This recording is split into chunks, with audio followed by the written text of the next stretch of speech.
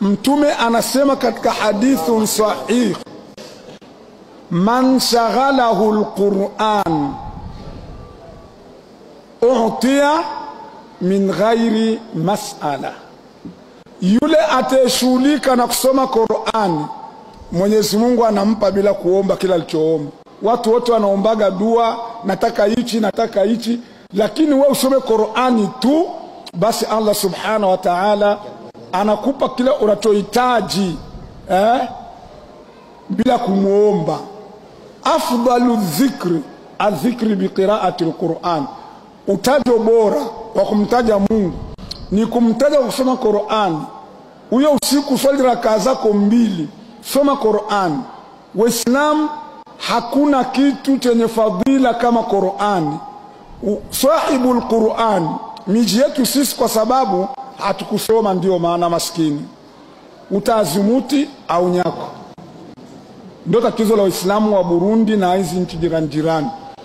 Lakini msoma Qur'an aishimike katika utu wake, uhai wake na kifo chake.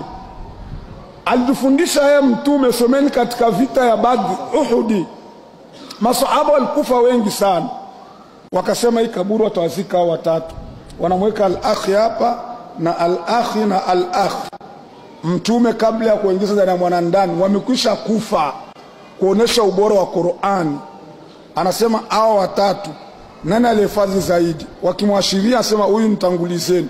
Hao wamebaki wawili, wanasema huyu, wanamtanguliza. Hivi ndivyo ilikuwa katika vita ya Uhud. Waislamu kwa kweli, hii ni kuonesha kwamba Waislamu wanataka kama hakuna ibada nyingine usiku itawapatia malipo makubwa sana kuliko kiamu laili. Ndio maana masala yamerudia siku 3. Kwa hivyo tutakuelezeni kidogo fadhila ya Qur'ani. Fadhila zake ni nyingi sana. Kaipokea hadithi Umar ibn al-Khattab radhiyallahu anhu, anasema Umar, nilimsikia Mtume anasema al-jawf alladhi la fi Qur'an kabaitul kharij, kile kifua ambacho ndani yake hamna Qur'ani hata ndogo ni kama vile kijumba kilichobomoka. Hivi Uislamu kuna na hii hadithi, kila umoja wetu aanze kusoma Qur'ani, ajisomeshe kwa msomeshe Qur'ani. Hii rai ya kusema nishakuwa na miaka 40 sisomi tena, nishakuwa mzee, shea na tusimanga, achaneni nayo, siwasimangeni.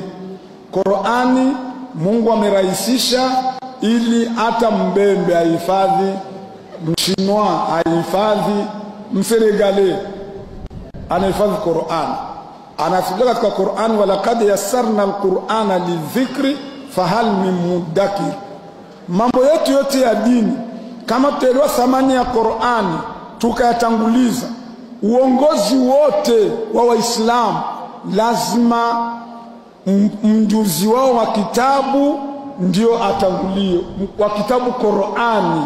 Sikia vile Mtume anasema, falia ummukum aktharukum likitabillah, akutangulieni mjuzi wenu kuliko nyinyi wote. Akraukum, mwenye kusoma zaidi Qur'ani anawashinda moyo wote, ndio akutangulieni. Imamu, kiongozi wa Islam. Lakini miji ni miji ambayo Qur'ani haitumiki.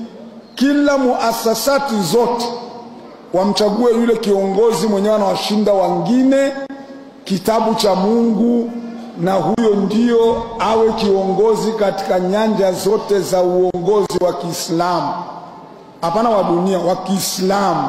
Hivi ndio Mtume amefundisha. Tuache maulizo matatu. Allahi wa shahada bi anna muslimun. Rabbana